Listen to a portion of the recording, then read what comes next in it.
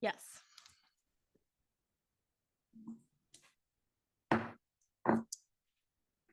Welcome to the Town of Emmitsburg workshop for the night of Tuesday, September 24th, 2024.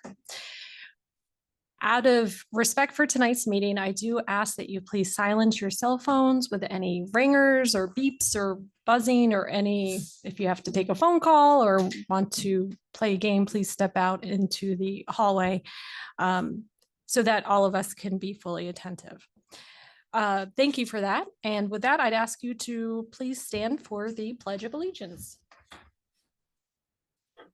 I pledge allegiance to the flag of the United States of America and to the republic for which it stands, one nation, under God, indivisible, with liberty and justice for all.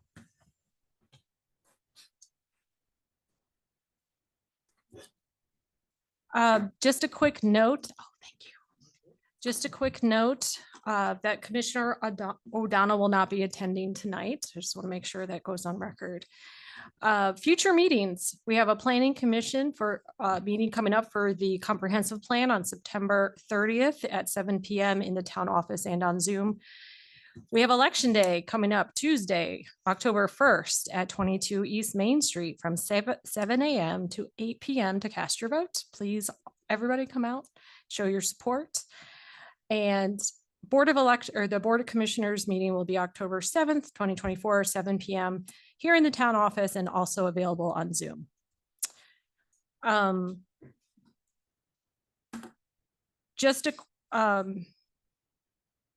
Now I'll go into commission. We'll start with commissioner comments.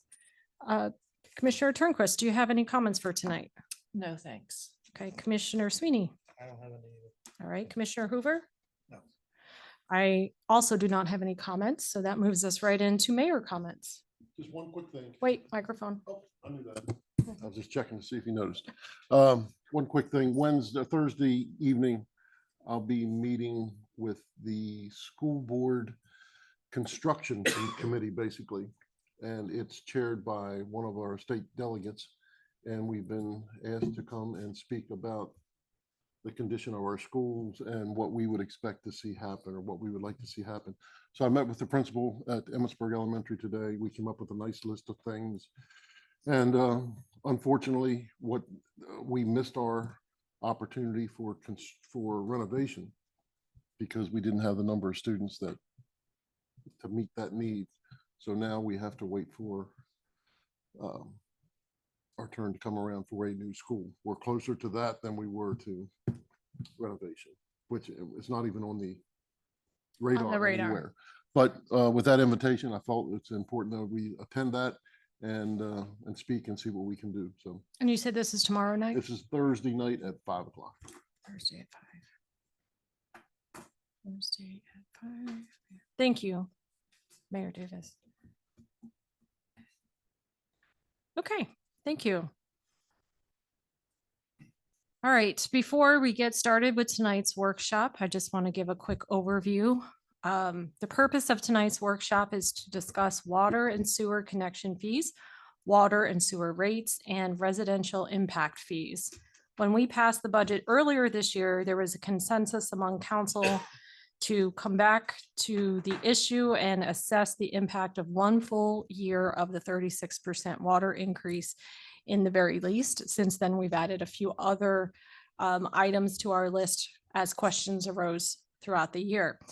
I want to acknowledge that tonight's agenda is quite ambitious and with several key topics that require thoughtful consideration. We're here to work together and ask questions and have a peaceful discussion. Given the importance of these discussions, however, we may or may not be able to cover everything tonight. So we should be prepared to continue our discussion in future workshops if needed. Commissioners, you all received an updated packet with information provided by town staff. Thank you. We know how much you pulled in a short amount of time, so we appreciate your efforts there. We also, tonight with us, we have representatives from Maryland Rural Water and USDA available to answer any questions we may have regarding tonight's agenda items. So having said that, our first agenda item is discussion of water and sewer connection fees.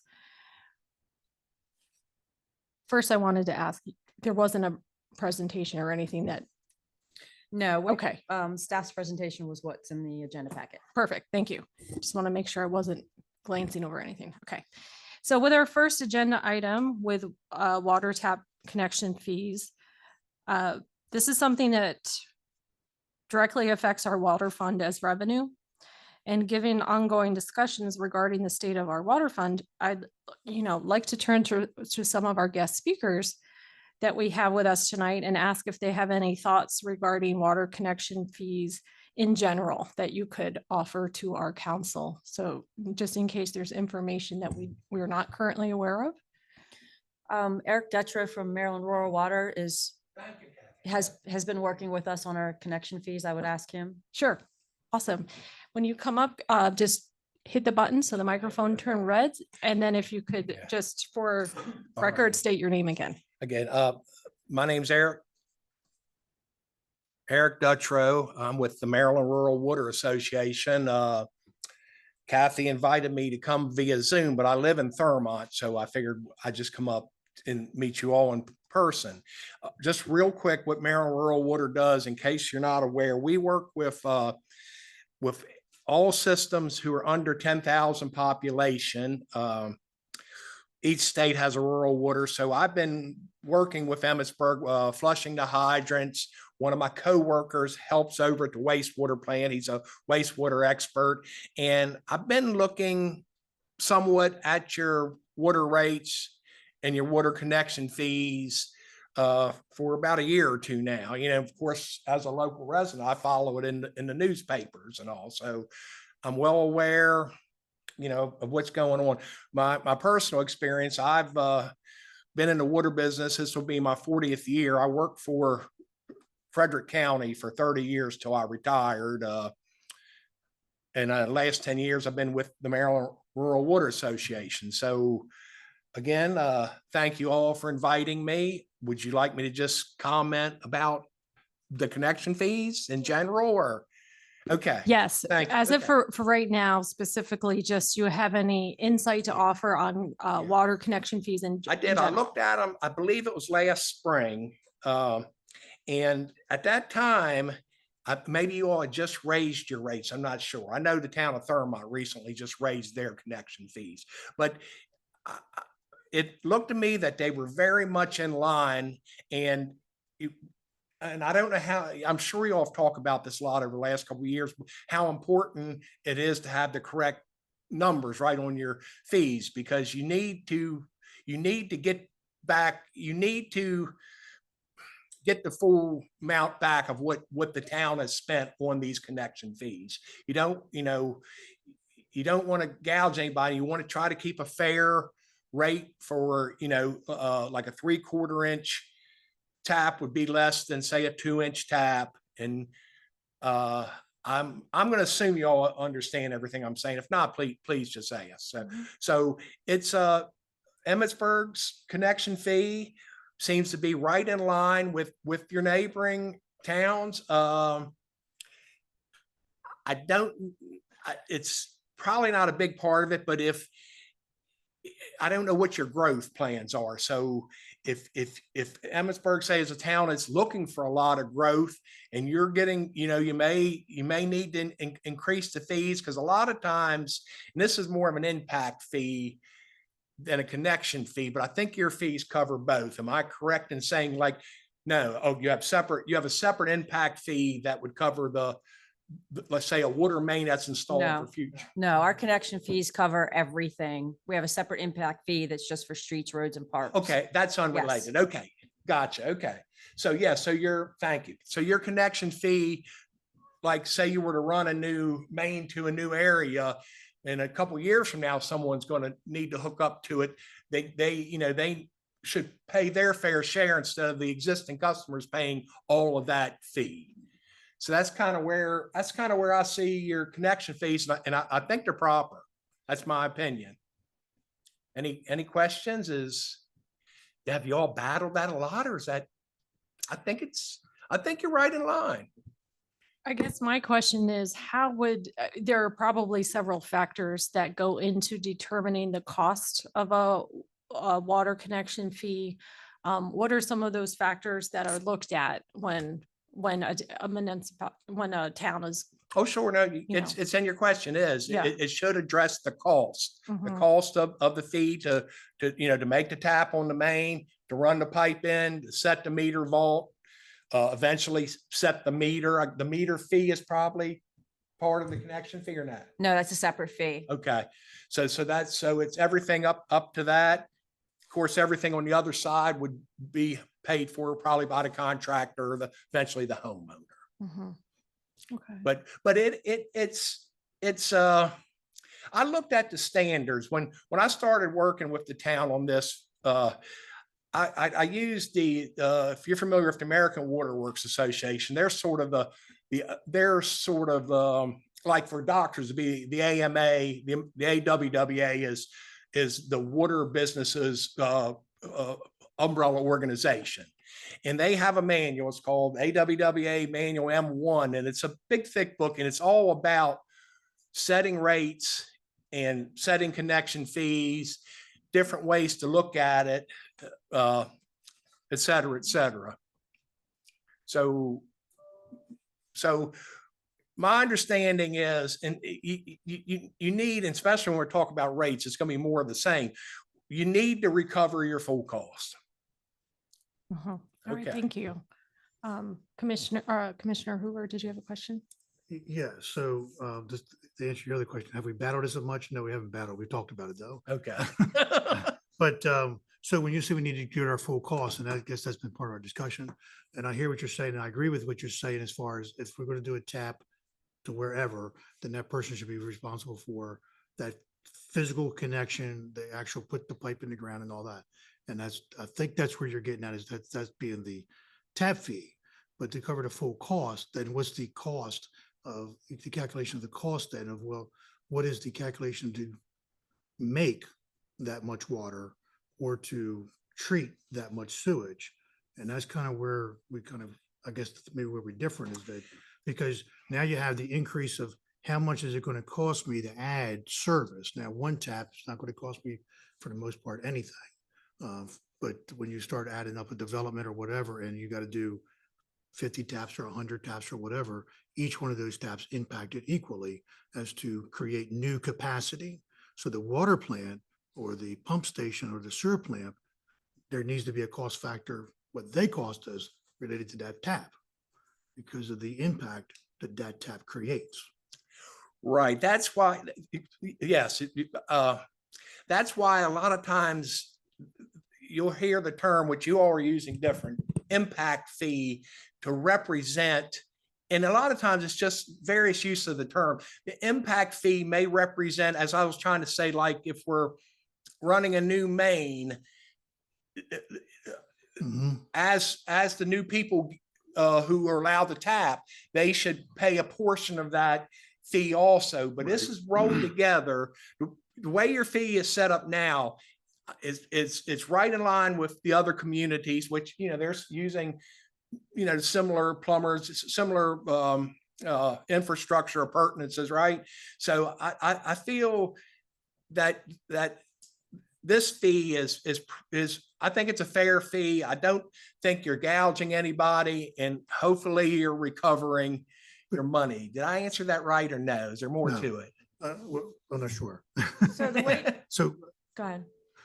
but if I'm hearing you correctly, what I hear you say is the physical connection is what you're calling the tap fee, that what it costs to bring that connection to that 8-inch or 10-inch main or whatever it may be. Right. That physical connection to it, and the impact fee. I understand what you're saying. You know, if we do a development, or if we do, I don't know, a street with a new line and there's no houses at the end of that street, and one day there will be, they pay for proportionally, they pay it when they get into it. But I think what you're saying is you're only addressing the physical connection, not the added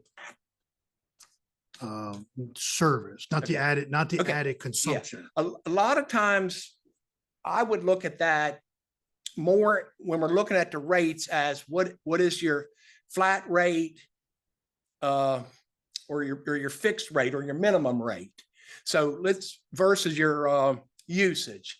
And maybe we're going to talk about that later, but like most places, and I think your system's the same, you have a quarterly bill. Like let's say you're a snowbird and you're in Florida all winter, you still pay a minimum. And that what that minimum fee is covering the ready to serve. Like if you come home, that water main's still there and the tap's there and the fire hydrant's there.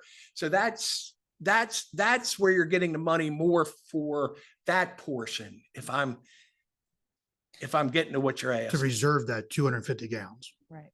per day. Yeah, okay, you're right. If that's okay, yeah. That's what you're talking about, to reserve that 250 gallons per day.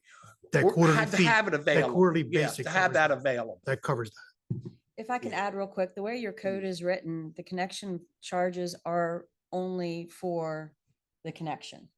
It's not for everything else, as he mentioned, the water mains, the water lines. It's the cost of actually making the connection and putting in that line right there. What the town used to have were water and sewer surcharges. Mhm. And the surcharges were for resident, and I just wrote that in here. Surcharges were residential only, but they were for the purpose of funding necessary repairs, maintenance, replacement of distribution lines and collection systems. And then, but unfortunately, the town got rid of that back in 2008, or no, 2011. So that's what you're seeing in that one chart where you see benefit assessment or impact fees under water and sewer. That's how these different municipalities are delineating it. The connection is to make the connection.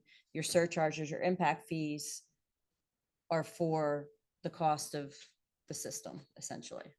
Is that correct?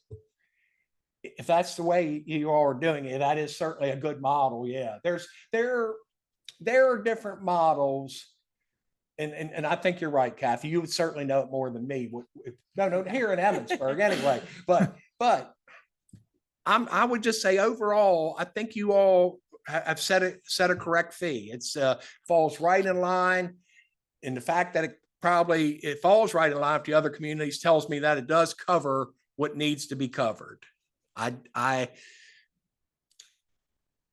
don't, and it doesn't apply here. Sometimes these connection fees not really matter more, but if let's say you all were close to your allocation and you might not want to sell more taps than you're allocated, right? Or they might become more precious to you, but I don't think that's the case here. I think as I understand, both your water and your sewer allocations are well below the 80%, which is typically, the state will set as a threshold.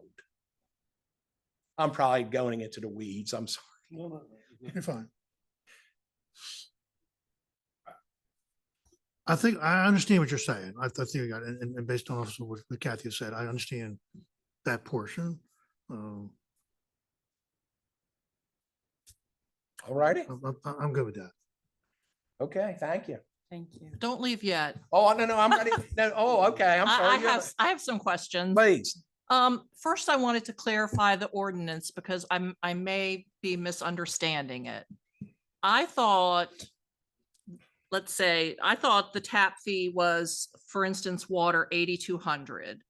And then the developer or the business would pay for the meter and the connection fees, the cost above that. Well, I mean, period. So the developer would pay all the connection cost and the meter fee plus the 8,200. No. So your connection cost is 8,200 for water, 8,200 per tap. So for example, Federal Stone, because they just recently purchased. Federal Stone had 5 sewer taps.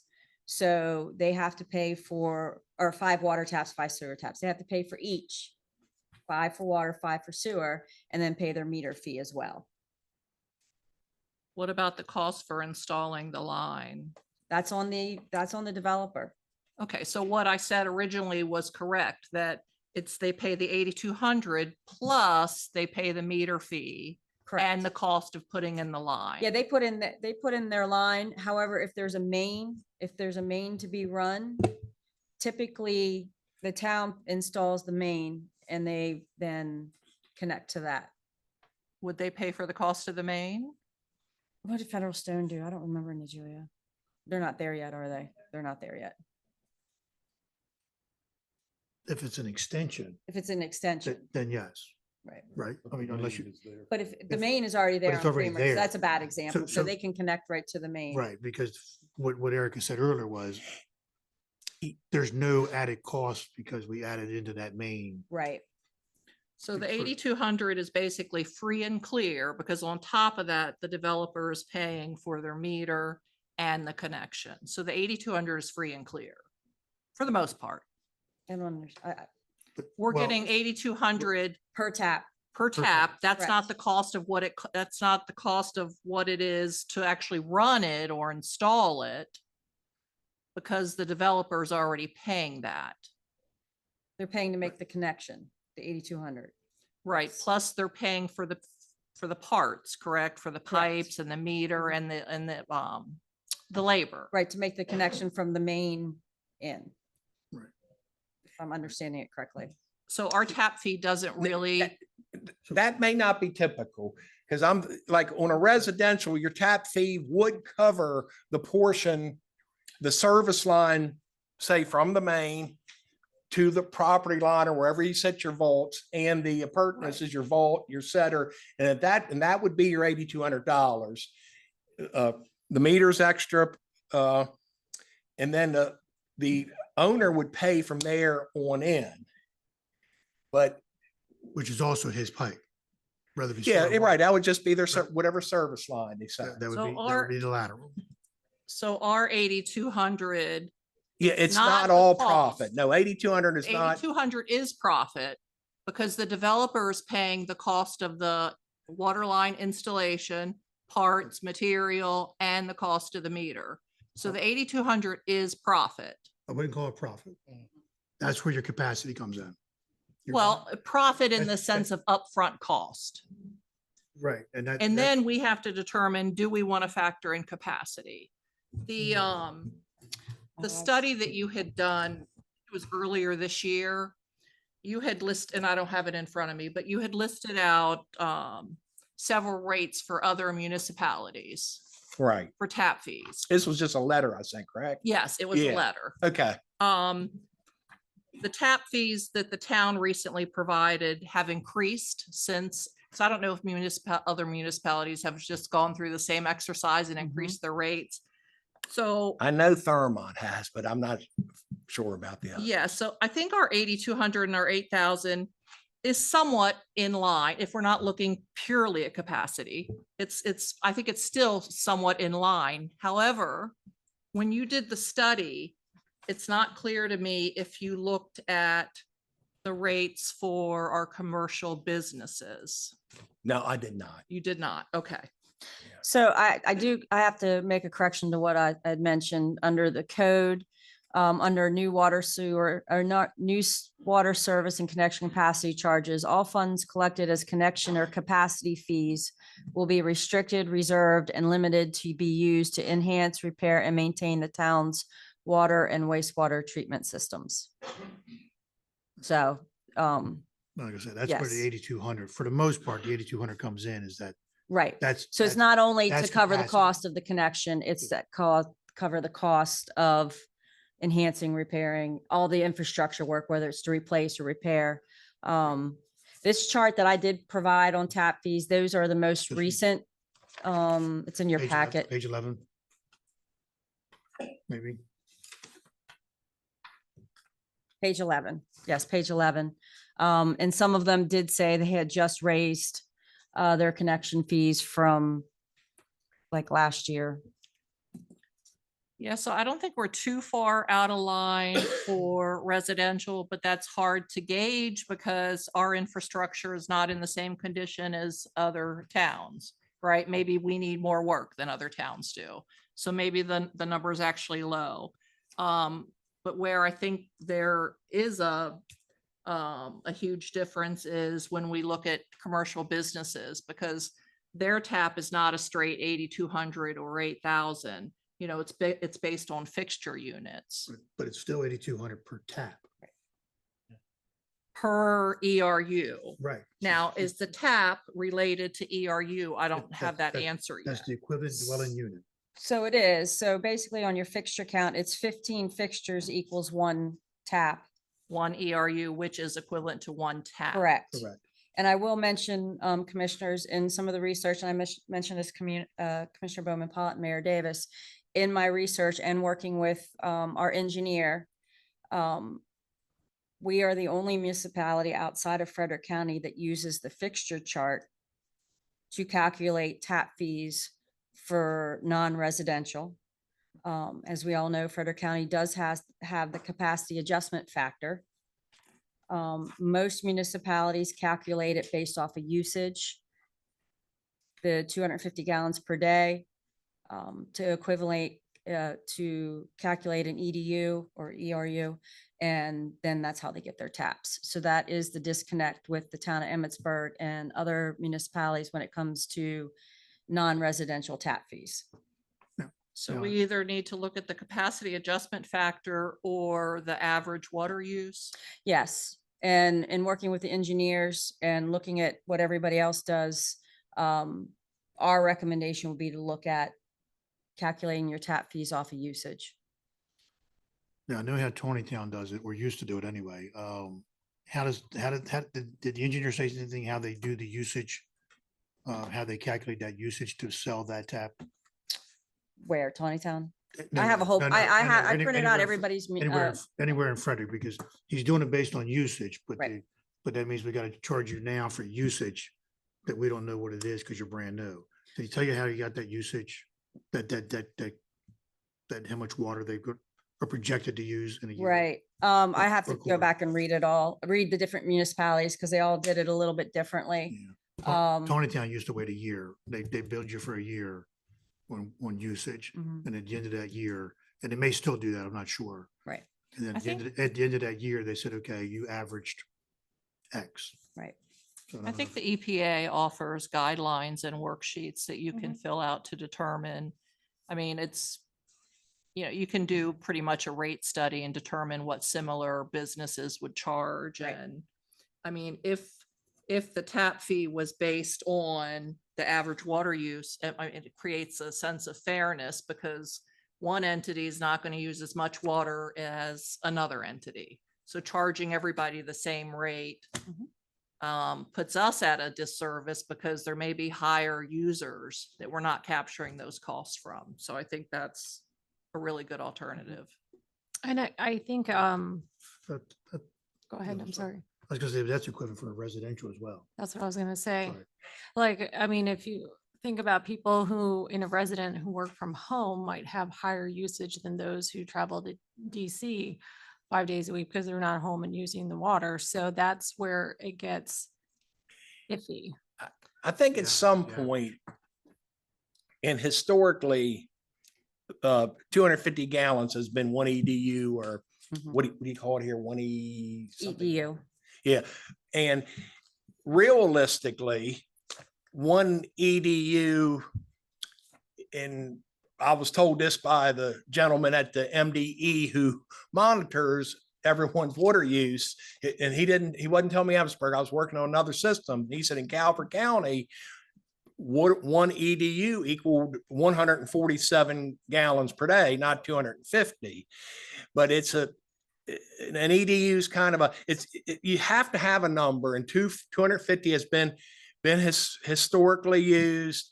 And though your point's well taken, everyone's going to be different, but you need to set it somewhere. And I think that's a fair spot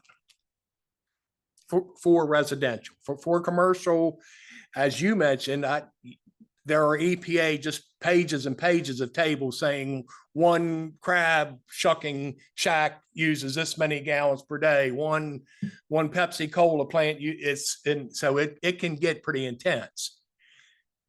If that's critical to what you all need, if you want to make it just completely equitable, maybe each time something comes up, I'm not recommending this, by the way, but each time a new commercial place comes up, you can address it, on one of these tables. I think by establishing a good standard, you fall right in line with everyone else, and it's about as fair as you can be without it getting very time cumbersome maybe for your staff. Yeah, and I'm not suggesting, by the way, that we do that for our residential, only commercial. I know when we talked about connection fees earlier, there was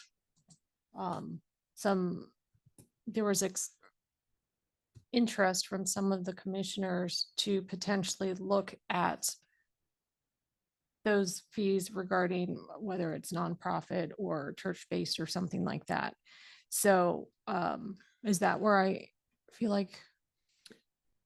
If we change how we do it to what Kathy suggested, the average water use, I mean, if those rates look reasonable compared to the capacity adjustment factor, then for like the church, their tap fee would be based on their usage, which would be very different than what it is currently. In my conversations with Thermont, I just kind of theorized or gave them an example of what we were looking at. And, for the church, we were looking at 10 taps at that rate. In Thermont, they would be looking at, based off of usage, about 2.5 taps based off of usage. And that was just an example that they had given me For churches. for churches. Okay, understood. So it sounds like it's something, is there a consensus for us to agree that we want to look into that aspect further at a future meeting? Obviously, we can't make any motions or decide here tonight, but it's Is there. anyone interested? I'll ask your question again. Is anyone interested in setting a very low or exempt criteria for churches or nonprofits? No, No, no.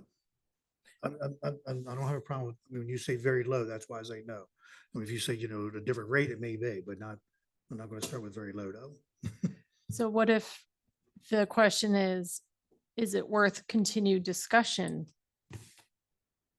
to look at alternatives for churches instead of very low or exempt? I think it would be, I would find it useful to look at both methods. The capacity adjustment factor, is that what it's called?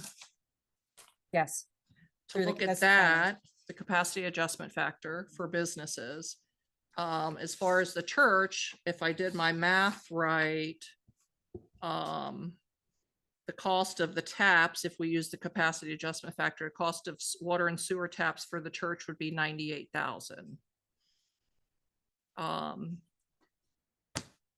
It appears that and I'm going to go off in a different direction because it appears that we used the rates from Frederick County for our fixture units. Fixture chart, yes. So we copied the fixture count is identical, Mhm. but yet we don't use the capacity adjustment factor. Yeah, I don't know how long that I don't know how long the counties actually had that in place, but no, it was never presented at that time. Right. So when we done the fixture count, we've created that along with the enterprise fund. We used the Frederick County piece. I don't know that other piece was there. Now our fixture count as far as points is identical, or at least it was then. I think It still is. except for the fact Frederick County uses 10 as a tap. We use 15. Correct. So in Frederick County, you would get 1.5 taps to our 1. Right. So there's the difference in savings. But Yeah, I mean- I'm not sure that the type of business or service that was buying the taps at that time had a chart on it back then. We're talking probably early 2005, 6, 7, somewhere around there, a couple years ago. So So I don't know that chart was available or at least provided to us at that time. Um, I didn't know about it at that time. Well, I didn't know about it until it was presented here the other night or the other week. But I'd be more than willing to look at something of that nature, but, and bounce that around and consider that around maybe a little bit, but should we have some, call it flexibility for some types of services and business, but Frederick County seemed to have something for every type of service and business and whatever. They had it broke down so much that everybody had a special rate, no matter what it was. A lot of variables was in it. Yeah, I mean, I think it would be useful to look at it both ways, using the adjustment factor and then the average water use to see how the two kind of compare. Because we definitely want it to cover our cost and not be so low that, you know, we're gonna have to increase rates somewhere else. So we want to make sure that, you know, the rates are reasonable. Mhm. So our current engineer has offered to work with us on this. And we can explore both options with them Mhm. and come back with at least an engineer's recommendation. I don't know if USDA has anything to weigh in on the connection fees or not. I'm not sure. USDA, do you have anything to add? This is Terry Ferns with USDA. It is really good that you are looking at what you are, the capacity to charge the fee and coming up with a process that makes it where that if it is questioned, you're showing a basis on how you determined, how you're going to make that assessment. And what you also indicate the set aside for the purpose and use, it does allow you the ability, especially since you've got a strong investment in the capacity that you have with your systems, to then have a new user coming online is basically buying into the system, paying for what others have carried or like through either capital or a debt service. So all of those are very good. Thank you. But now you're down to the kind of the minute detail or figuring out what makes sense for the town itself with regards on how you structure it. Thank you.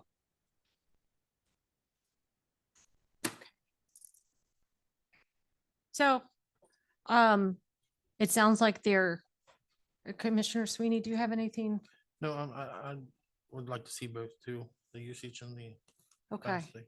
So it sounds like there's consensus that we want to look at that very specific area regarding nonprofit and or churches and not the whole variable chart that Frederick County has. We're looking very specifically for nonprofits and churches, correct? Or No. do you want- Business. I was You want wondering- it for all businesses? Yeah, we'd look at ERUs and the average consumption rate for all commercial, industrial and institutional. Is that what you were suggesting, Kathy? That was my understanding that I can go ahead, and work with our engineer who's kind of made some recommendations Mhm. and look at calculating your tap fees for non-residential based off your EDUs, which would be based off your usage. And I can also ask them to look at the capacity with factor adjustment. They had mentioned they had a little bit of experience with that, but more with the EDUs based off of usage. So I can reach out to them and pick their brain. Okay. If that's Um, what the board would like. Okay, so I was thinking we were looking specifically for nonprofit. Commissioner Sweeney and Commissioner Hoover, where would you like to see it focused? If we're gonna look at it, I think we ought to basically look at the Frederick County list. Mhm. First whittle away there, what we are or are not interested in, Okay, business wise, or changing or, because like I said, they had yes, they they had a did. very long list that narrowed down every little fishbowl or whatever, but Right, I don't think we should get into that minute of it. But if we looked at their list and determined the things that we think make sense to us, then I'd be okay with that, and then have staff then take that to, I guess, Fox and Associates or whoever, and work together to come up with some at least proposal or thoughts, suggestions to get started. okay. I agree. So I'm sorry, go I ahead. think we should look at the whole package too, Frederick County has. And make sure that, we will pick out what we want, and what we don't want. So maybe that could be something that we add again for discussion before we give direction to staff. We'd want to come back and look at that chart to figure out where we want to go. So we think- can point staff in that I direction. think that would be the start. Okay. Commissioner Turnquist? Yeah, I agree. Okay, all right. So since we're at least on, we're in agreement as far as that goes, I think that's in the interest of time, the best that we can hope for, given tonight's time and workshop. So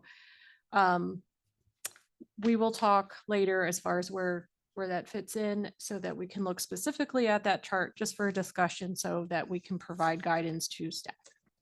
Okay, I wouldn't look at it yet until we provide you that guidance. okay, so okay. But you might want to give them a heads up, but at least we, maybe we do make a consensus at that time that we want to look at everything, but I think we should take the time to discuss that further.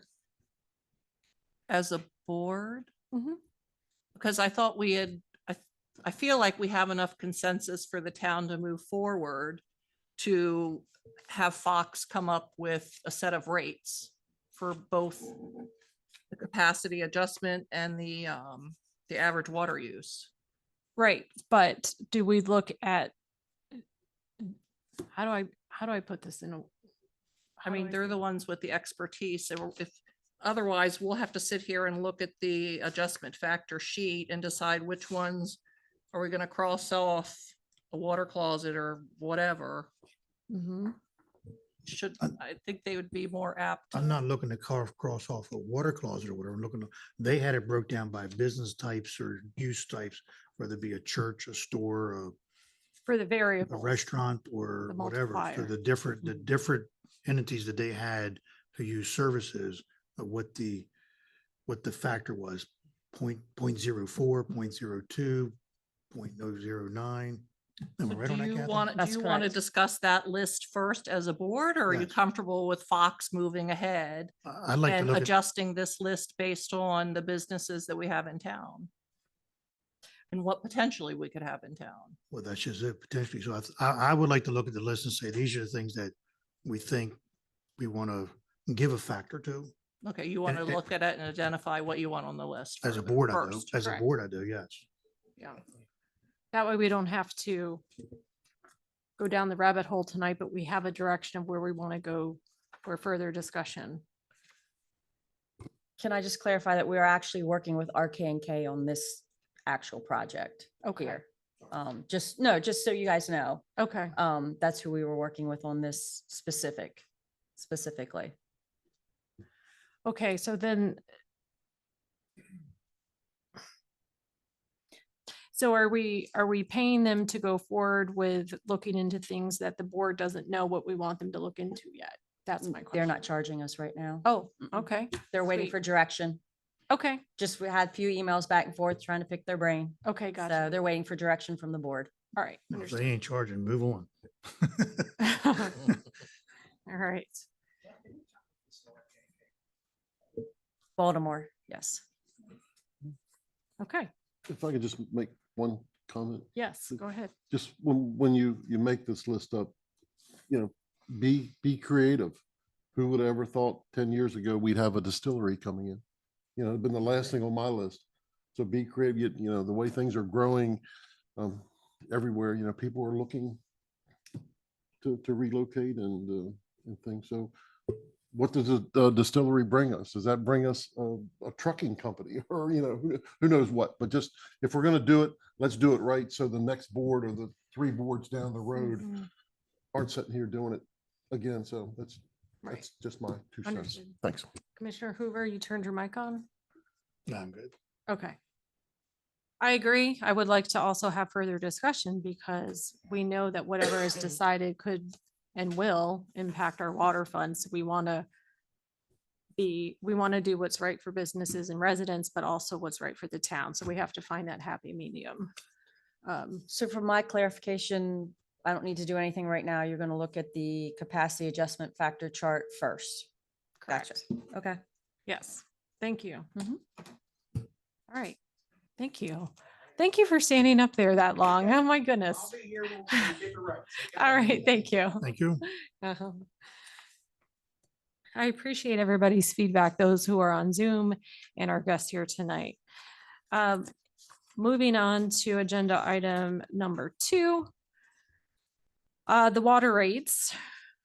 We had originally voted, or not voted, come to a consensus when we passed the budget that we wanted to revisit the water rates to see what impact it's currently having on our water fund. We wanted to have a year's worth of data. So we told ourselves in June that we agreed to come back around September, October time just to touch base and see where we are. Having said that, I also acknowledge that the state of our water fund is not going to be fixed overnight or within the confines of tonight's workshop.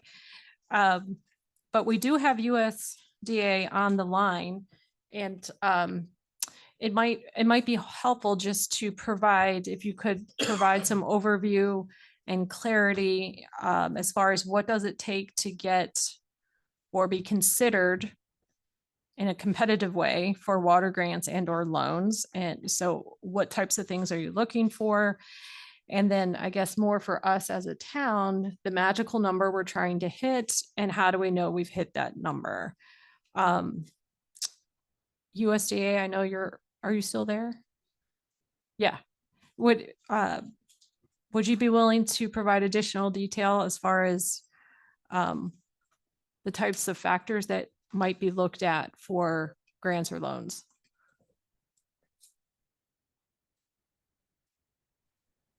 So this is Terry. We often get answered that question when we're first approached about where a utility owner is trying to find funding to finance their infrastructure. And it's difficult to say completely, but I can give you at least a sort of a Reader's Digest version of what we look at when we are determining loan and then the potential to introduce a grant. So we are primarily a lender. We receive $3 for every $3 of loan, we have $1 of grant. So grant funds are highly competitive. And the benchmark for grant funding is priority points at 90%. And the priority points are based on population, median household income, percentage of contribution of other funding for a project. And then if there are any qualifications for priority points for some of the for some of the nation's priorities, like energy through climate. It also may be a rural economic benefit are two, and they do adjust usually every 18 months.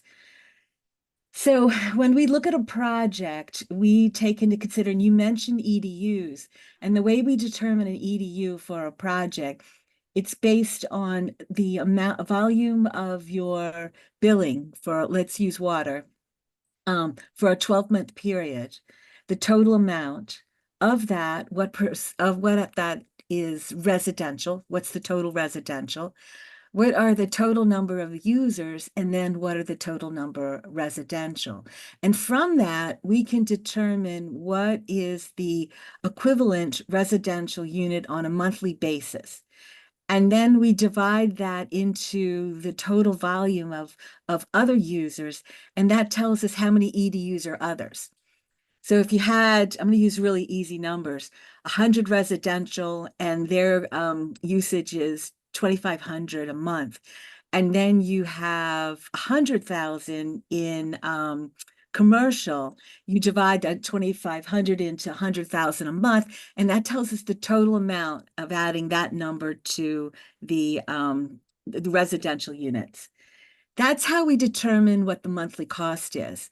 And if the monthly cost is below 1.5% of the median household income, we cannot introduce grant into a project. So that's one of the first things that we do, is we look at what would the monthly cost be at the first full year of operation.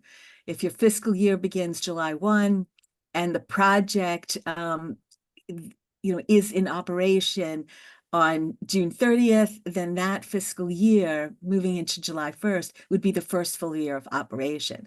If it happens to be July 15th is the first full year, then we're looking at the following fiscal year. And what the expenses are at that point, which would include any new O&M cost as a result of the project, plus short-lived assets, and then also any debt service, that divided by the number of EDUs tells us what the monthly cost is. And if it is above 1.5%, then we can begin to introduce grant funds to a project. So that's sort of what the magic number is. And we can do a preliminary basis. So if you working with Carrie, and it's going to soon transfer over to Jason Avery, who is new. He is out of our Hagerstown office, and our most recent addition to our web team. If we had preliminary numbers, we could follow up and provide you with what potentially could be the financing for a project. The other factor would be, is this project necessary to address or alleviate a health and sanitary issue? Easy ones to be able to show that being met is if there is a consent order from Maryland Department of Environment, or if you have violations that you're cited on, not yet into the consent, or if there's a series of decline or new regulations that are going to be imposed or put in place that would then require standards to be elevated, those all make the project eligible for our poverty rate, and then the grant funds can go up to 75%. So we look at how we can maximize the amount of grants into a project, but we always have to start our underwriting. What would the system support with regards to debt service? The other factor we looked at is also similar systems. We couldn't subsidize Emmitsburg's sewer or water system if we looked at similar systems. And when we look at similar, it's going to be median household income. It's the type of facility. Do they have recent improvements that would mirror what Emmitsburg? And then we use what their monthly costs are, and then we pull the averages together, and that helps to support also whether or not we can introduce grant for a project. Maryland Rural Water Association has been helping us with similar system evaluations too.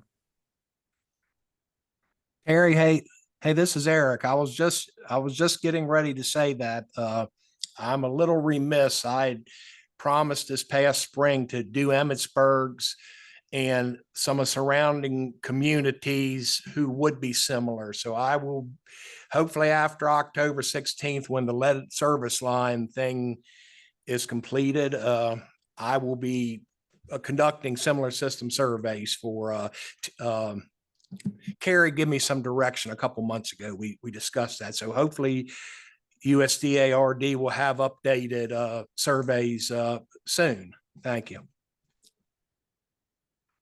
Thank you. So I'm So, pulling up a recent project that it was 2020 is when it was obligated. And that is a sewer project. So I could tell you what your percentage was at that point. And it's a good number if you're winning grant. It was 1.78%.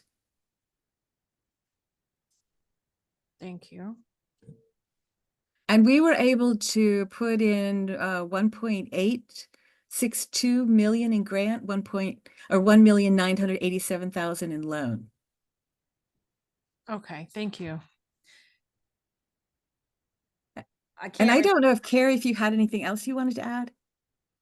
The only thing I could add is the MHI that we would look at currently is the 2021 MHI for Emmitsburg, and that would just, just to give you a rough idea, just for the incorporated place of Emmitsburg, not considering anything outside of the town limits, the MHI is 71,583. Carrie, this is Kathy. What is the MHI? What does that mean? It stands for median household income. And so the 2021 figure, it's actually a 5-year average. So it's American Community Survey 2021. And it's based off of the previous 5-year average. Thank you. Yes, 71,583 is what I heard.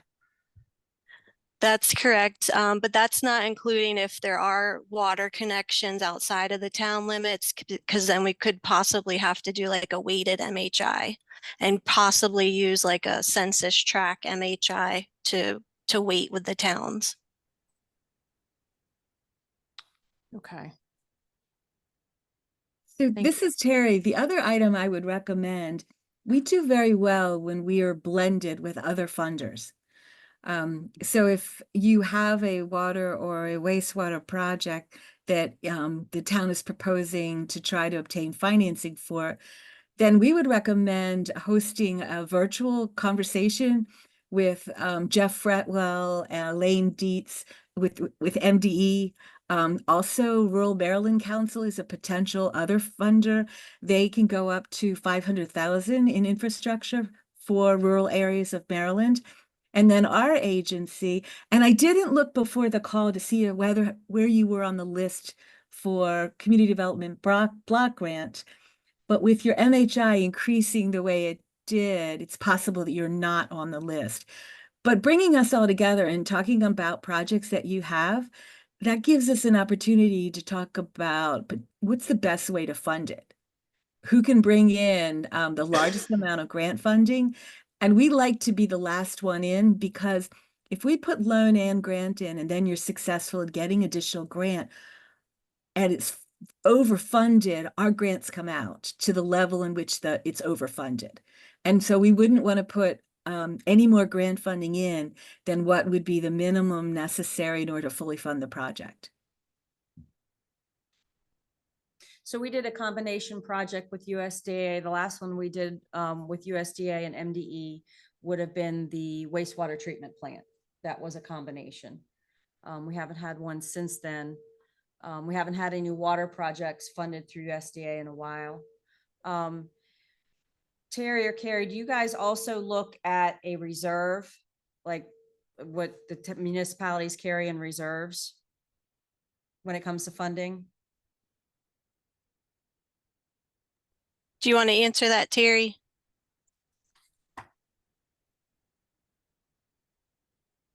I can answer that for you.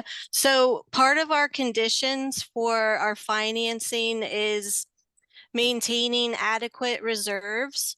And we recommend and put in our letter of conditions an O&M reserve of 25%. That's just to maintain, working capital. And that's it, basically is what we recommend so that the water and sewer funds are operated much like a sustainable business.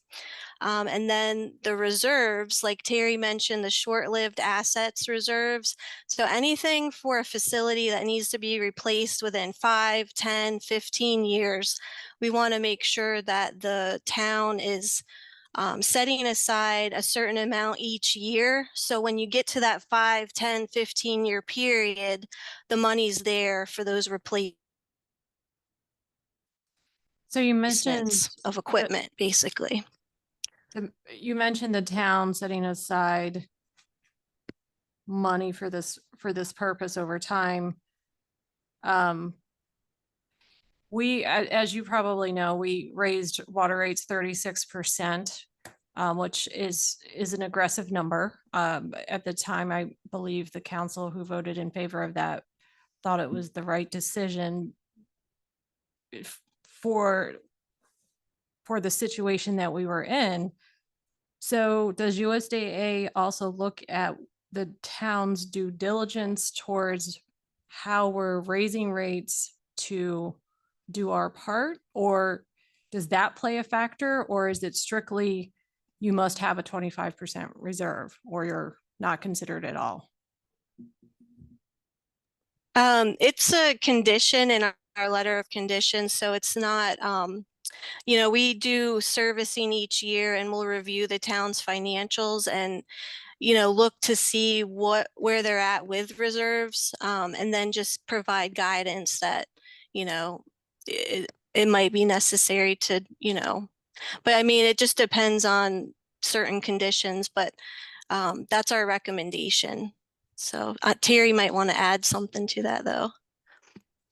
So where you have, I'm looking at your 2023 audit, water and then sewer, to see what you have in your cash and cash equivalent. And you do have a really good number in there that shows that there's health in your fund. And so the 25%, we want to set that aside because we don't want to deplete what you would need in order to provide working capital during the year, especially if you receive your revenues quarterly or limited by monthly. The taxes, the general fund, I do want to mention, we set that aside and don't take that into consideration unless the town budgets to provide funding. But we find that in other towns, their attorneys have provided us confirmation that the state of Maryland doesn't support use of general funds to subsidize water or wastewater systems, because you're asking taxpayers to then fund at a disproportionate level the water and sewer because they're taxed. So we respect that process too, and we look not to put the two funds together. But you've got really good numbers. And we also look at your capital improvement projects, like what do you have that you may use for a pay-go, or if you have some other projects that you're building up a fund to contribute to that. But yeah, your financials look really good.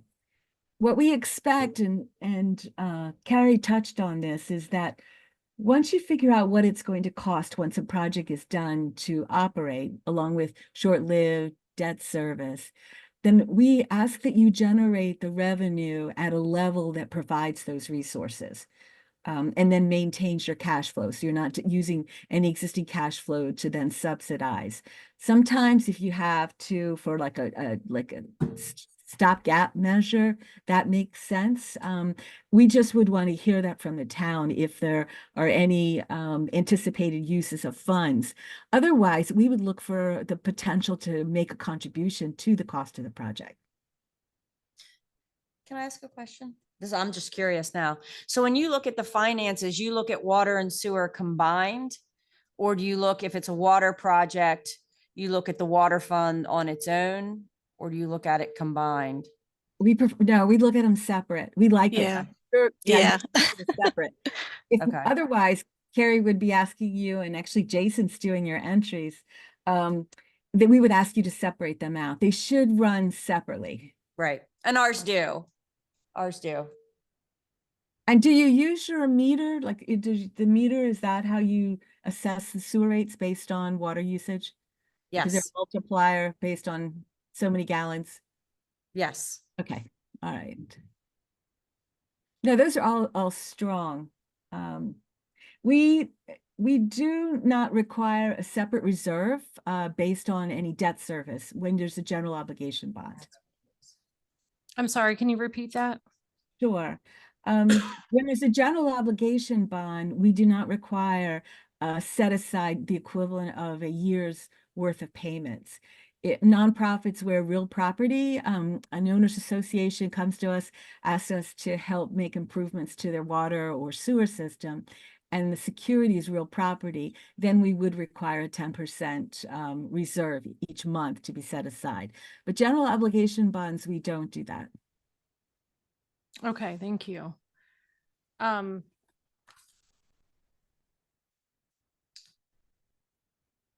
guess personally, I'm happy to hear you say that our funds are showing health. But it's also confusing to hear that. So in my head, it almost feels like a mixed message that, you really should have 25% reserves, but your funds look good and there's so many other factors. So that's also, You want me to elaborate on that? well, it sounds as if we don't, as far as Well, let me ask this. Do we currently have a 25% reserve? You have more than that. If your cash is like for your water fund, this is Yes. 2023, so you had a year between 2023 and 2024. Your cash position through your balance statement might be different. But you're showing almost 2.9 million in cash, and your current liabilities are 130,000. So that's a strong number to have in your account for water. And sewer is 2.3 million, and the current liabilities in that is just under, it's like 420,000. Now, again, that's a year back. You could have had a capital project which depleted part of that cash. But when we look at this, there aren't really any red flags with regards to the operation of your system. Now, if you've built up this reserve fund and you want to continue at that level so that you can make infrastructure improvements, then it would be important that whatever you're determined in your budget for your operating expenses, that you have the revenue coming in to support that. Okay, that was a lot of information. Thank you. Commissioners, do you have additional questions for USDA? No? No? Okay. All right, And thank you. If you don't mind, I just have one more. So in comparison, we deal with small communities that may only have a couple 100,000 in their assets, current assets. So they barely have enough to cash flow based on their operating. So that would be why I'm saying it appears healthy based on how your balance sheet looks. Okay. All right, well, thank you. I'll take it. That's good news. I can add one other thing to what Terry said. She mentioned the Community Development Block Grant Program, Mhm. and the list that is effective August 1st, 2024 does include Emmitsburg on that list. So when you go to look for funding, that would be a source that you should approach for funding. Which, thank you. Kathy, we're already looking into the community development block grant, correct? Yeah, I missed what you were saying, but we did get community block grant money for the North Seaton Avenue Waterline project. Mhm. But now, since we're part of the Frederick County Co-op, Yes, they handle it all. understood. Did you put any request in for congressionally directed spending funding? Are you talking about like bond bills or bond initiatives? This would be at the federal level. They call them earmarks, but the more official name is congressionally directed spending. That may be something to consider. Both senators and your congressperson will probably start the series of applications for FY26. Those funds are at a grant level up to 75% of the project cost, and they could come through our water and environmental program.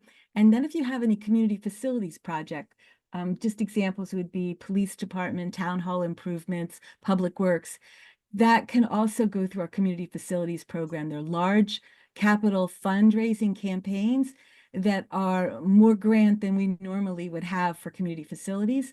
And for our water and environmental program, it also brings additional revenue into our states. So that may be something to consider. And we can, through Carrie and Jason, send you a link where they're probably, I'm thinking December, they'll start their webinars with regards to the CDS program. That would be great if somebody can send that my way. Thank you. Okay. So much to write down. I'm furiously taking notes. Okay. Thank you for those, for all the information. I appreciate your time being here tonight. It gives us a lot to think about. Any commissioners, any additional questions? It sounds like we're good for now. Okay.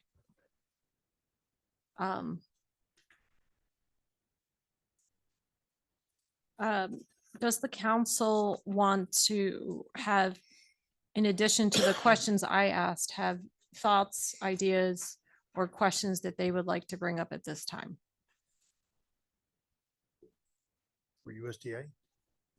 No, I think everybody said they were good with asking questions of USDA, but if you do have another No, no, question, that's fine. okay. I'll just- No, just moving on from USDA, do you have any ideas or questions or thoughts in general of where you would like this discussion to go based on the information that we received?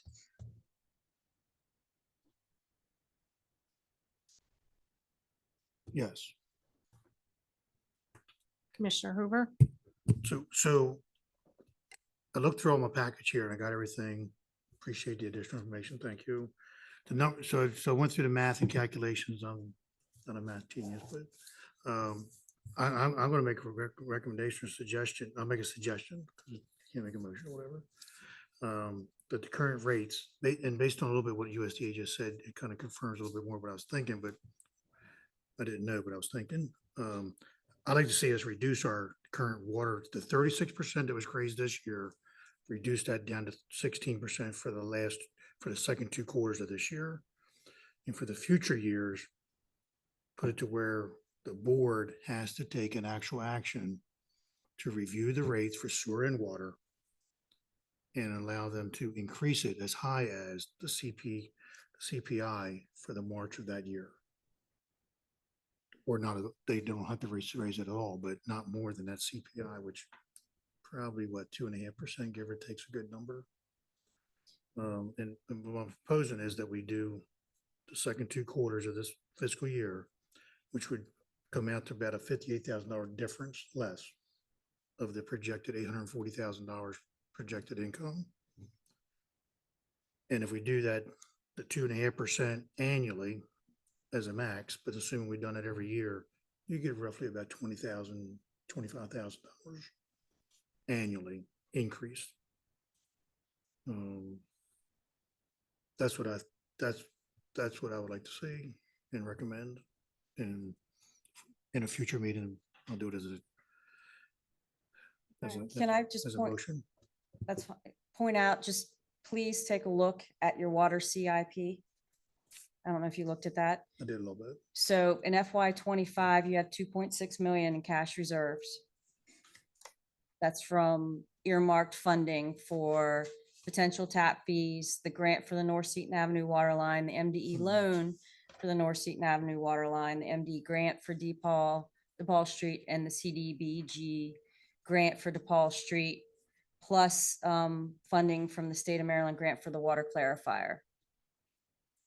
So if you add all that in, you have $5.4 million estimated in cash reserves. Correct me if I do anything wrong here, okay? Your debt service for the water fund is currently at 82,136. So we have cash available of 5.4 million roughly. Out of pocket, or what you'll have to pay is 2.7 million in the clarifier, 1.3 million for the North Seaton Avenue water line, 1.2 million for the DePaul Street water line. We're estimating $50,000 towards the 16-inch water main from the water treatment plant down, 84,000 in the Rainbow Lake, the pump house bridge replacement, 50,000 in Rainbow Lake repairs from the engineering, 73,000 for the Rainbow Lake dam engineer, and about 70,000 for the lead line service replacement, which totals $5.5 million, which puts you in a deficit of 159,000 at the end of fiscal year. What did I say? 25. So you're going to start in fiscal year 26 at a negative 159,790. And those are just projects that we know of right now that are going to have to be completed through the water fund. So take a look, make sure you take a look at your CIP and look down the road. I agree with you 100% with all that, but the only thing is, I don't foresee us paying for all those projects as cash money in one fiscal year. And that's where we would get what was the number, 5 million, whatever it was. 5.5, I Um, think. Some of that as little as much, we want as little as possible to be debt service. But some of that clearly will be debt service. Mhm. So, And you'll have to Which- start which- paying, which you'll is have not to on- start paying your future MDE loan on North Seaton. We're estimating somewhere in fiscal year 26. We don't have how much that debt service is going to be yet from MDE. um, Um, I fully understand, Mhm. and I agree with the, I don't want to say, I don't want to see the town in the red. And I don't want to create a situation where we are in the red. I understand that, but also understand we won't pay for all those projects in cash, probably won't be able to get all them projects done in one fiscal year either, but over time, we got to have enough money, because in addition to what I want to do, I also want to see to make sure where are we at with the depreciation fund, and I think that was a little bit what would have been said here with some of the money, but where are we at with having a depreciation fund? Does it need to be relooked at? Does it need to be reestablished? So. Which may right. be a different added cost across the board, but, So if you budget for depreciation in your actual budget, which I know was previously done for the water and sewer fund, it does drive at least your water fund into a negative if you budget for depreciation. If you budget for depreciation in sewer, I believe it also drives your sewer fund into the negative. well, Is that correct? no, no. I'll have to no, look. No, wait a minute. Maybe I'm not understanding. You're, what you're you're, asking. you're, well, you are understanding, but I think, but I'm not saying create the depreciation fund out of this existing money. I mean, I know we have a maintenance fund or whatever comes out of our sewer and water, that is part of our sewer and water billing. What I'm saying is, does that, was it $5 or whatever it is, it's a small number. To look at that number to find out, is there sufficient money to establish and maintain a depreciation fund? And for something that to be looking, if we're going to be looking at sewer and water rates, we should be looking at maintaining a depreciation fund within them rates. As a, because I think, isn't it called maintenance fee or whatever? So it's a maintenance fee. It's $5 per quarter Yeah, per user. so that may be So- more worthwhile looking into that. Well, I may want to reduce the water rate fees themselves. I may want to look to increase that a little bit to establish that depreciation fund. And then have that earmarked for that, them capital projects and things. And that's more what we, I don't know. I don't do the water bill at home, so I've never kept an eye on it.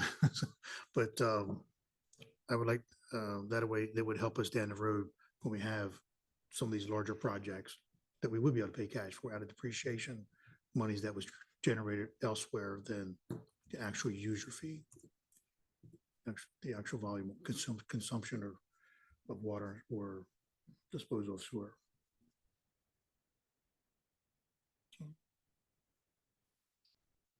Looking at the FY 25 budget, there is a net profit of $316,000. So that would be a sufficient amount to cover the depreciation of roughly 164,000. So potentially we could move that to the reserves each year. What year you're looking at, say it again? I'm please? looking at the FY 25 budget. I'm looking at income versus expenses. And we're projecting a net income. Let me make sure I'm looking at the right column. Should be 296.12. FY 25 budget income, 1 million roughly. Total expenses, 768,000, a net profit of 316,000 for FY 25, which would be sufficient to cover a depreciation. But what's not clear to me is, are we moving, I don't think we're moving our tap fees over to our reserve fund. And it doesn't appear that I don't even know about depreciation if we're moving that over. And maybe that's because the money wasn't there in the past to actually move over. On the income, the cash reserves that you referenced, we have 2.6 million. I'm still confused on where that money, So 2.6 million is, there we go. In FY 24, you had 3.158. And so then your expenses in FY 24 were roughly in CIP, is that what you're looking at? Was 676,349, which brought your cash reserves in FY 25 to 2.6. I'd have to go back and show where the cash reserves came from previously in previous years. So we currently It's yeah, have it rolls two, forward. we really have 2.6 million in cash reserves in our water fund. Correct. As, That's yeah, in addition to all of the loans and the grants and correct. ARPA. Right, so if, No, no, 2.6 includes ARPA. because Seven ARPA point- funds is listed separately as line item number 3. right, but it was accrued in FY 23 is when ARPA came out. So that 3.15 million from fiscal year 24 included ARPA. The 2.6 includes ARPA. Because we already received it. It's already money on the books, Do we essentially. know how much of the 2.6 million is ARPA? Would have been- Roughly? The majority of it. It's what's Three- on the three- fund balances that we. So we received roughly 3.2 million in ARPA money. So the majority of your cash reserves is ARPA money. Is ARPA water only at least in this case? In our case, yes, we designated it for use solely for water. Gotcha. So your 2.6 includes all your ARPA money. And that's why it is spent by the end of, well, why it's basically spent by the end of fiscal year 25, because your clarifier is a little over $2 million. And then the other projects that we did with it, what else did we do with it? Excuse me, the pump house bridge replacement, that was roughly 160,000. The Rainbow Lake Dam engineer, which was mandated by MDE, was 73,000. The backwash project was roughly 150,000. And we're using a minimal amount for DePaul Street as well. So your cash reserves is essentially your ARPA money.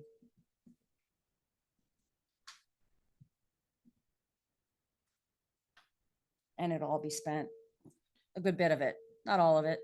And then the maintenance fees, which is $5 per quarter.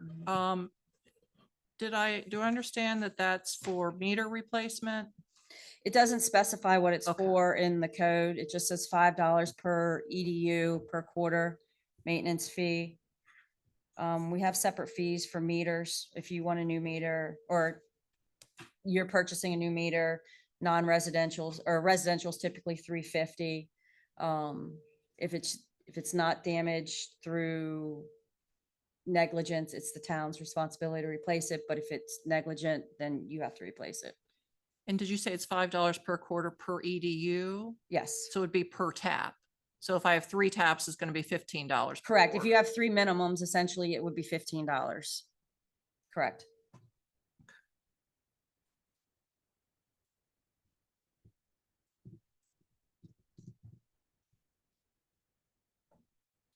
But that was the fee, Commissioner Hoover, that you were talking about looking at in the future.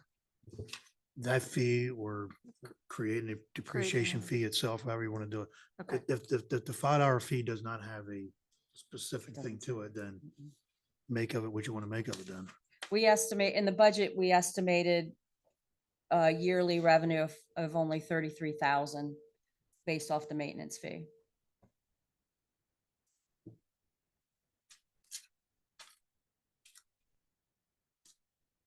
How long has our maintenance fee been $5 per quarter per EDU, like forever? I would assume as long as I've been here.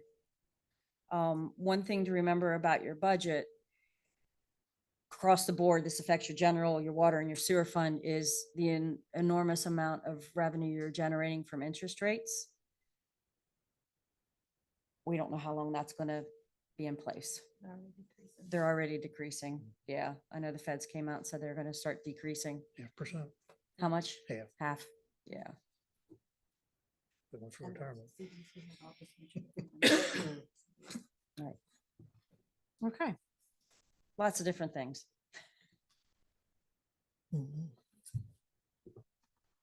Commissioner Hoover, as far as your suggestion, given in light of all the information, is that something you would like to look at? Or no? The depreciation, No, what you had mentioned about I lost it. I took so many notes. Hang on. the rates, Yes, is it something I want to look at? Or yes. could is talk that- about at a future meeting? Yes. Yes. Okay, so Commissioner Turnquist, Commissioner Sweeney, you heard the suggestion made by Commissioner Hoover. What are your thoughts? Is there a consensus to entertain that at a future meeting?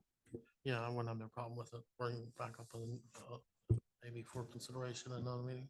Okay, Commissioner Turnquist?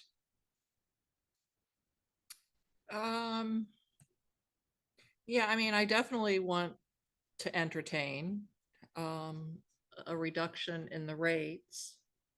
But I have a few more questions, just to clarify some things so I understand them. I know with our all meters, well, first of all, residential now requires sprinklers, correct? All new residential requires sprinklers. Yeah, okay, so we have sprinklers from our 3/4 inch meter on up. So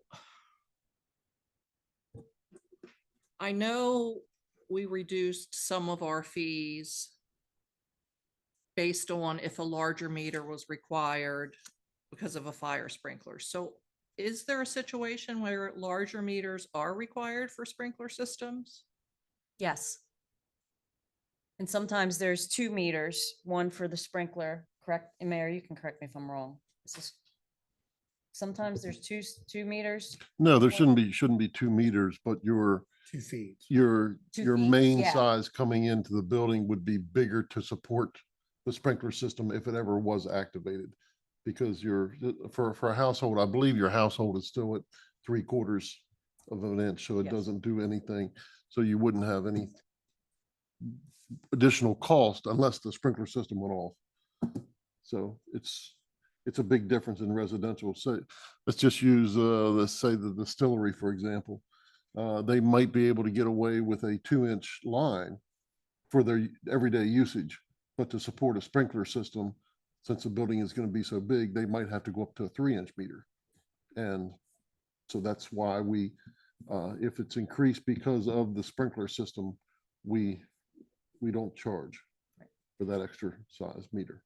Right, so in your code, it basically says when installation of a fire service meter is required to service a sprinkler system where otherwise a smaller line would be sufficient to service the facility, then an alternate minimum charge may be assessed as recommended by staff and approved by the mayor and the Board of Commissioners.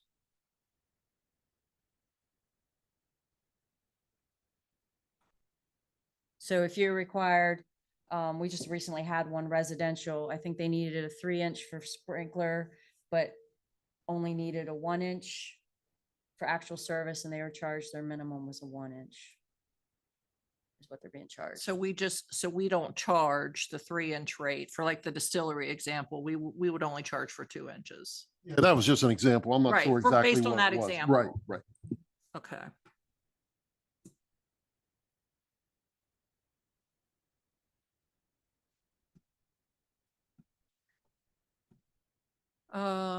Yeah, I'm just, I feel like if we reduce rates, we're gonna have to find a little extra padding elsewhere to make up the difference. I would like to find out for our next meeting, how much the water bills are for the town-owned property. Because I know the town doesn't pay into the water and sewer fund for those bills. And then for the fire department, water and sewer billing, I think the town should pay that as well. Transfer money from the general fund to the water and sewer fund. So that way the infrastructure cost are not being put back onto the residents. They're being funded from the appropriate source. So I'd like us to consider those at a future meeting. And then I think that would help make up some of the difference that we're going to lose if we reduce the rates.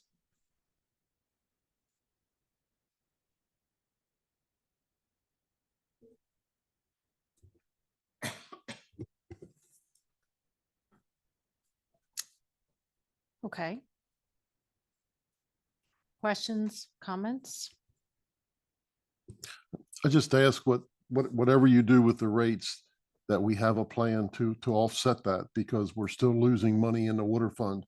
And while it looks so good right now with ARPA money, if you look at your monthly reports in the water fund itself, last year at this time, we had $350,000 in there because of the money we put in from ARPA, and we're down to 250. So we've lost $100,000 in a month or in a year. So we got to find a way, or we're going to be broke. We're going to be right back to where we were a year ago. So.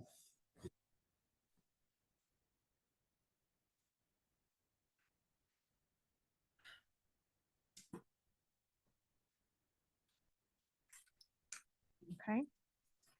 Commissioners, any other comments, questions, suggestions? I'm just giving what teachers would call wait time while you process before moving on. I have a question about how are tap fees, I'm sorry, not tap fees. How is the meter size determined? Is it based on, I know how we determine the number of taps, but how do you determine what meter size is needed for? It typically comes from the developer's engineer and plumber, that based off of the capacity that they need and what flow they need. And then they tell us what size they need. Then our engineers review it and either agree or disagree, but that's how they're calculated or figured out. Okay, thank you.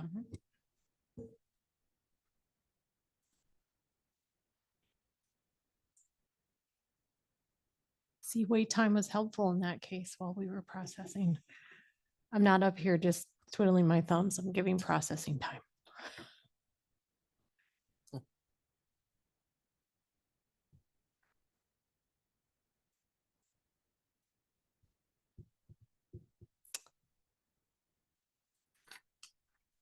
So, given those questions, it sounds like Commissioner Turnquist, you're asking for data regarding water bills for the town buildings. We wanted to consider potentially depreciation fee or looking at the maintenance fee, or that's going to be maybe part of the discussion. No, yes, yes. However, there's still consensus to look at the suggestion from Commissioner Hoover. Am I hearing that? Yes, okay. So since there's consensus that we're going to look at that moving forward, I'm good with moving on to our last agenda item at this time. This is the last opportunity for any other questions or comments before we go on to our last agenda item.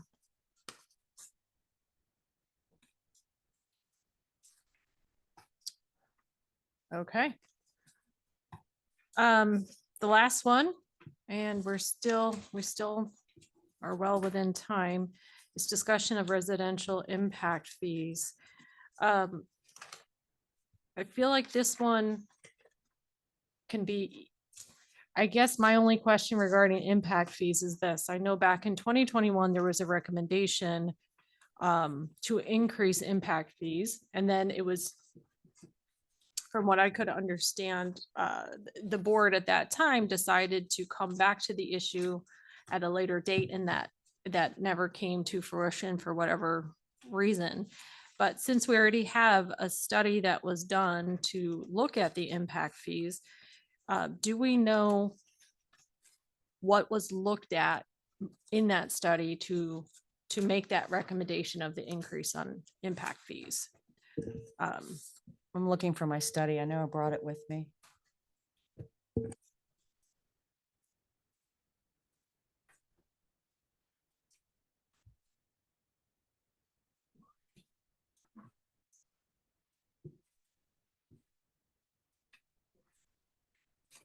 I'll just make a quick note here.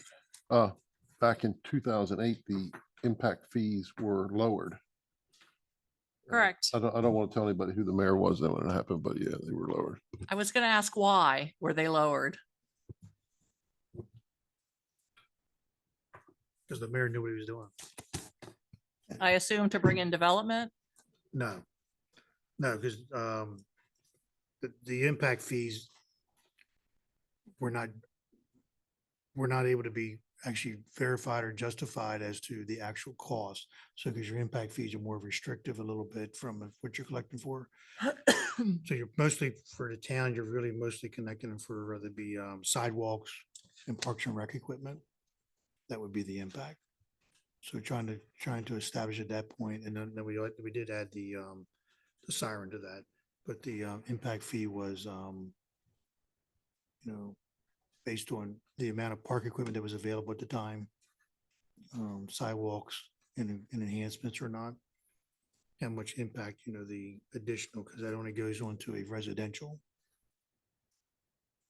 And it was brought down because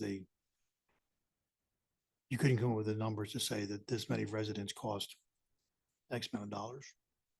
So that's where the staff and the council and the mayor got together and said, well, we'll reduce them. Don't ask me what the numbers was back then. I don't remember, but 30, was it 3,200? 3,200 Mhm. down to 1,200. Correct. And since then, I that's think where it we've was. had a lot of changes. We've had more park equipment added, walking paths added, You've had several enhancements done and things of that nature. So correct. does it cost more or not? So what the study looked at was cost recovery, incremental expansion, and plan-based future improvements. So they basically looked at what it would cost, a replacement cost. So at the time of the study, the replacement cost for community park and memorial park combined was $2.9 million. And then they looked at the park amenities, level of service, and cost allocation.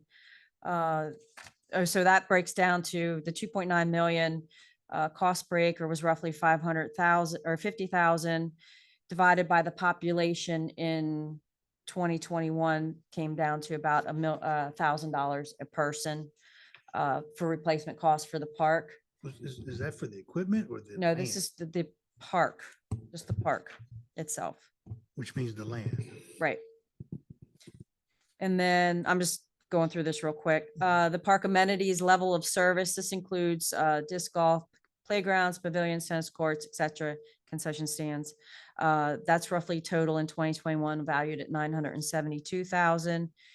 Weighted average per improvement was 57,000. Cost per person was roughly $331. And then they looked at the pool. That came down to roughly $84.64 a person. And then they looked at growth-related expenditures from 2021 to 2031. They estimated 165,000. That's probably low.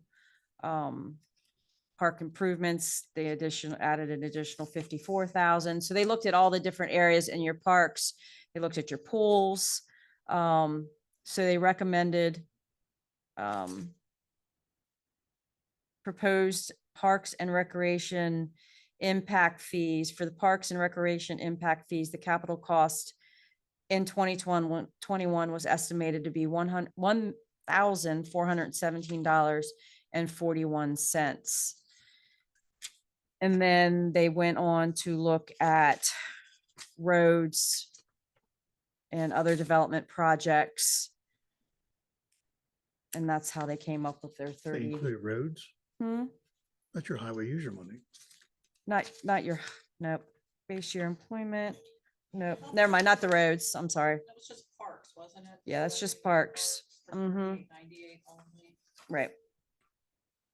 Yes, yes, it Yes. says town's park and rec impact fee is currently inadequate and Right. recommends. Yeah, it was increasing the just fee. parks. I'm sorry. So, and then back in 2021, it said the town currently does not, or currently collects impact fees that go towards roads and maintenance, but have been informed that this is not an allowed action, although impact, that's what it says here in the agenda Yes. item. But, I mean, obviously, I guess if it's a park and rec impact fee, that would make sense, but we don't differentiate our impact fee though, do we? We do not. So- We do, in the code, it allows for parks and roads. And that's typically where we've moved the money in fund to either parks or to roads. If that chart that I did, let me borrow this real quick. That chart I did on impact fees, some of them have, like Frederick County does schools and library. Mhm. But Tawnytown does park and public safety. Thurmont does roads and parks. Brunswick does parks, police. Additional impact fee for municipal and services. So you can have separate impact fees with separate requirements and what it can be used for. So this one was only for a park impact fee. The only thing I have with that is the property itself. Well, we're never gonna lose the property. Somebody gonna steal it from us. That's just So on the- fire. So yeah, but you would still have the property. Right. So, I mean, I sent everybody the We link wouldn't of have to this. rebuy this, is what I'm saying. We wouldn't have to rebuy Right. that land. I sent everybody a link of the study that explains how they came up with all their calculations. It does include components for parkland and improvements, as well as incremental expansion. But that's how this number was determined. So, Which is the same way how Ardmore was reduced by saying those numbers couldn't match that. Back in 08. correct. So with this study, it's saying that our current impact fees are inadequate. And correct me if I'm wrong, Ms. Willets, it appears that I lost it now. The recommendation to go up to the 3,898 per single family dwelling and $2,069 per multifamily dwelling unit was what was recommended and it came before the board back in June of 2021. However, that was strictly for Parks and Rec, right? Correct. So, and not for roads. Right. So to me, it feels as if I would agree that our impact fee is low, considering the recommendation from 2021, and that didn't even include roads. Plus we've grown- Huh? our Parks have grown since 2021. Exactly. So parks have grown. So we have no impact fee for roads right now, correct? So you only have the highway user revenue money that comes in that can be used for roads. What do we get? I don't have to look and see what, POS, but that's just right, so, application of services, all that really is. Because Okay. I see, looking at Public- Thermon, they have a $2,760 impact fee for roads. right, I did like the Um, one that you said had public, for the police. right. I did like that. That's something I think, if anything we added, that'd be that. So different municipalities set their impact fees for specific, like you said, for parks or for roads or for libraries or police or Mhm. this company only looked at parks. So I am open to, and maybe this is not at the top of the priority list, considering the other things that we're going to be looking at, but I would eventually like to see this come back up as a, for consideration that we increase these fees to be in line with not only what it was in 2021, but potentially um, factor in other impact fees if it's needed, because like Commissioner Sweeney said, June 2021, we've had improvements to the park since then. Yeah. And, We're Our- still improving. and still improving, and we'll continue to improve, and our parks are hopping right now with Yeah, all we the got activity, concession stand going in. right? Emmett Ridge Park went in. Yep. 2021. Yep. New stuff went out in South Hill Park, a new basketball court. Right. went in. And not to mention that the usage of our parks have increased. Yep. It's not like just stuff has been added, but the actual usage, which is nice to see, Yeah. The soccer. stuff. That And is the soccer. impact. Yeah. So, That is the impact, right, the higher volume. exactly. So, commissioners, how do you feel down the road as far as the impact fee? Is there consensus that we should look at increasing? I'm not saying to what tonight, but do you feel as if is there a consensus that we can agree there's a need to increase impact fees? Yes. Yes? Yes. Yes. Okay. Should we, I think we should add one for roads, at least. Do you think we should have one for roads? We only get the highway user money for the roads. Right, so your code currently says your impact fees can be used for parks and roads. If you want to establish two different impact fees, then we could just delineate it in the code. This amount goes to parks for this purpose, this amount goes to roads for this purpose. Mhm. Yeah, it also says, so it says roads, sidewalks, street lights, Right, park and rec areas. So, we haven't increased the rate in 16 years. I think it needs to go up. And in FY 24 alone, for those things, we spent 432,000. Mhm. And we got 0 impact fees. So the rate definitely needs to be increased. I think it should be for residential, not only residential, but also commercial. I mean, our commercial businesses have an impact on our roads. People traveling to and from those businesses, as well as the streetlights. Businesses don't pay impact. They should, They don't. I don't think They they're don't allowed. pay impact because they're not residents. Right. but they should pay impact fees. I'll have to look into that one to see if you're even allowed to do it. I don't think we are. I don't think I you don't are. think state allows it. Yeah, because I haven't found any municipality that does commercial, but I'll look further and I'll just reach out to Leslie and ask her if it's a permitted, In the state of if it's Maryland. permitted. So maybe the commissioners could come back to our next meeting with suggested categories, kind of like what we're doing with the water rates.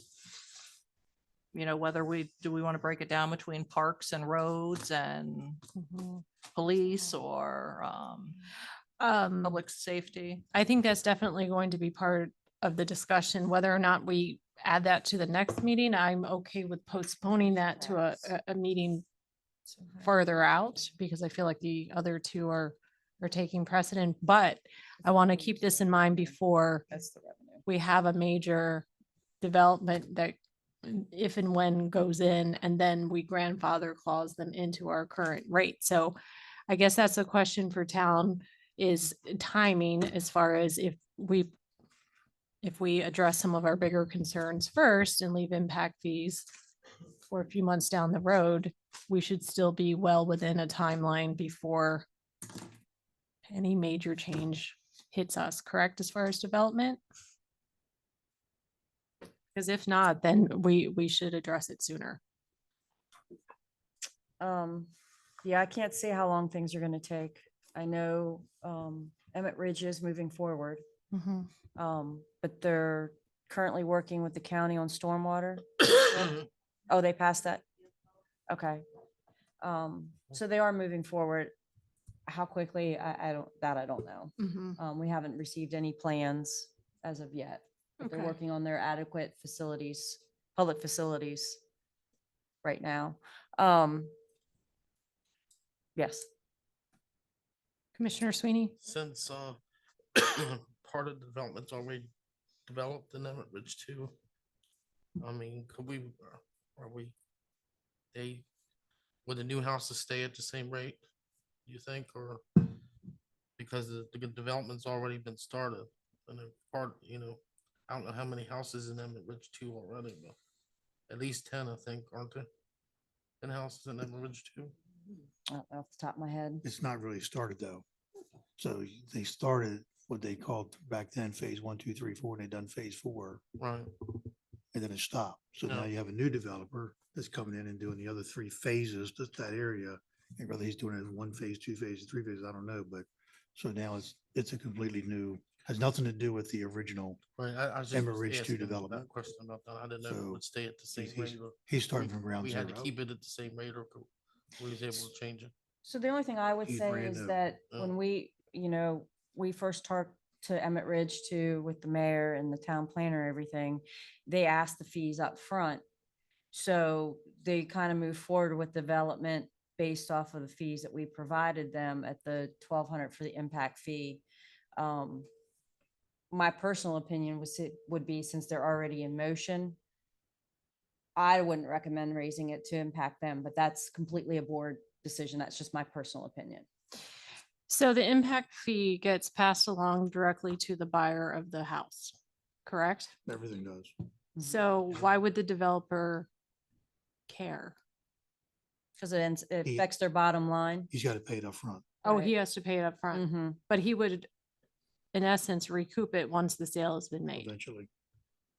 So the idea is they're concerned that by adding in a higher impact fee, that could deter sales. Is that what I'm Well, if understanding? the goal is to provide affordable housing, Mhm, I think that is the goal of this development. mhm. So it could, I mean, I think looking at that, it could affect the bottom line.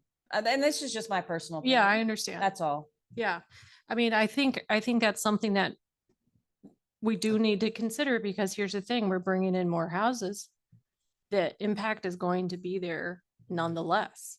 So, you know, I would say, depending on where we are in the stage of our decision mhm, and where they are in the stage of their development is when we decide, are they going to get the current rate or are they going to get a new rate? But we kind of figured that out. We don't know how, right now they're moving along pretty quick, but if he stalls and drags it out much longer, then it may be a mute issue. mhm, But if he Agreed. fast tracks and he gets ahead of us, then right, maybe great for all. right. You know, when you're talking about your water rates and things, your big concern is our income level of our community and things like that.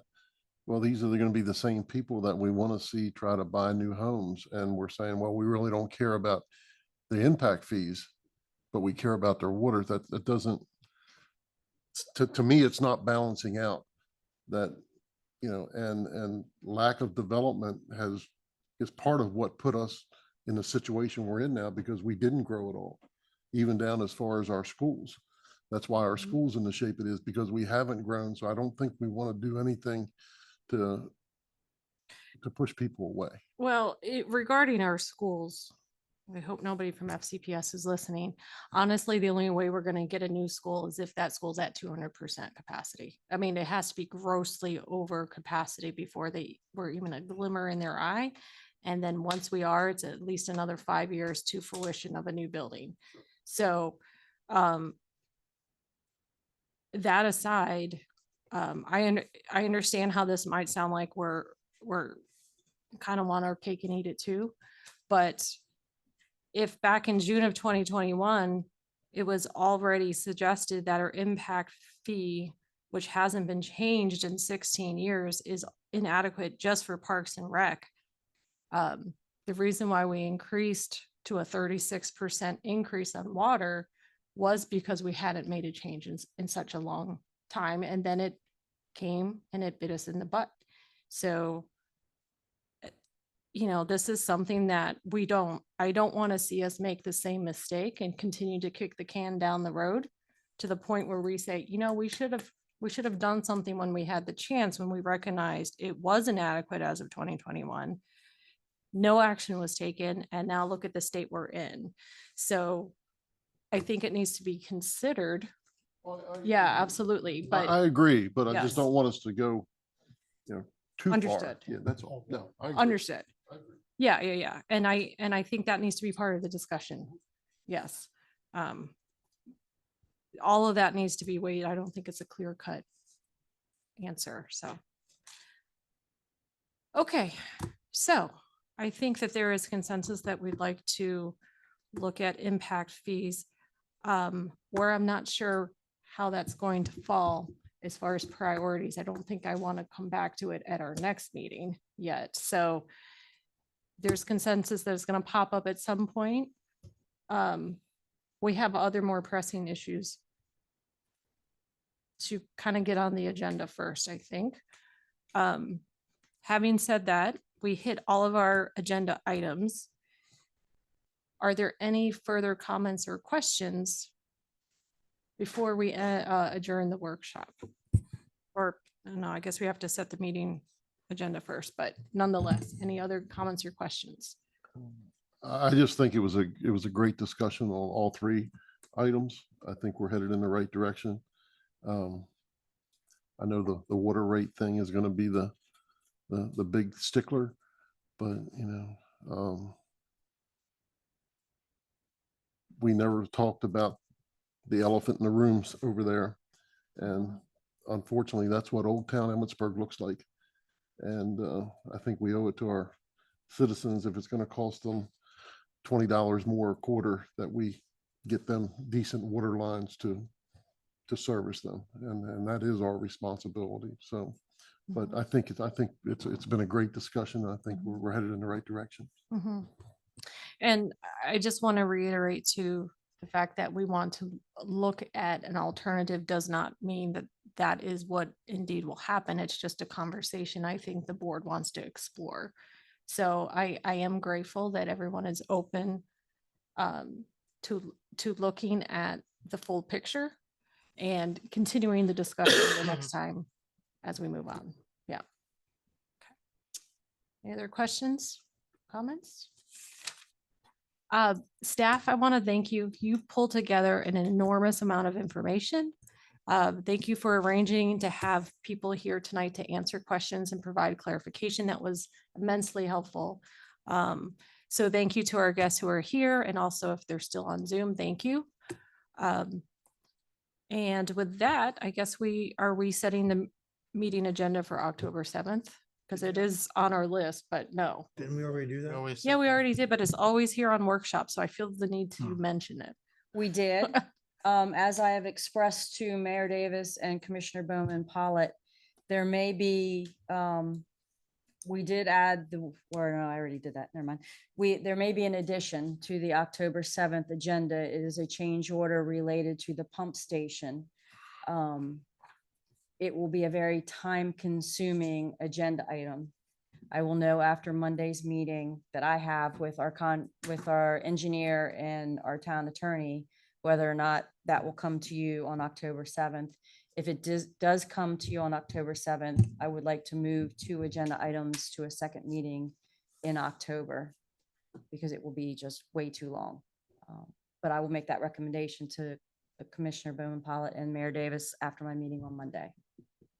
Just want me as to a go- question, just as a question of that, would it be better to make that a separate, No. separate agenda item? I can't because At a it's a different meeting. time, it might be a time issue. Okay. And there is a second change order that also plays into this that Okay. I will know for sure on Monday. So it could be 2, correct? 2 change It orders? could potentially be 2 change orders, Okay. yes. Okay. All right, yes, thank you. I mean, how do we move forward with that? We'll have to wait for the update. Right, so I'll Just- send an email and make my recommendation to both of you, and then you'll Okay. just let me know what you want to do. Okay, But I'll know, I think our meeting's at 1 on Monday. yes. Okay, thank you. Mhm. Um, Do you want me to go through the agenda items, or there's been no other additions or changes? I mean, we don't have to make a motion to reapprove the agenda, correct? No, All right, so if we're not changing it, I'm fine. okay. Moving on. Okay. With that, oh shoot, I went over time. Is there a motion to adjourn tonight's workshop? I so move. Thank you. Any further discussion? Nope. All in favor, please say aye. Aye. Aye. workshop is adjourned as of 9:02 PM.